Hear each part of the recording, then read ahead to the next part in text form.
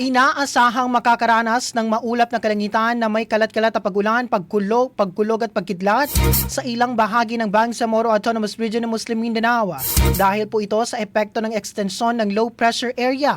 Batay sa weather synopsis, bandang alas 3 ng madaling araw ay namataan ang LPA sa layong humigit kumulang 795 kilometers silangan ng General Santos City.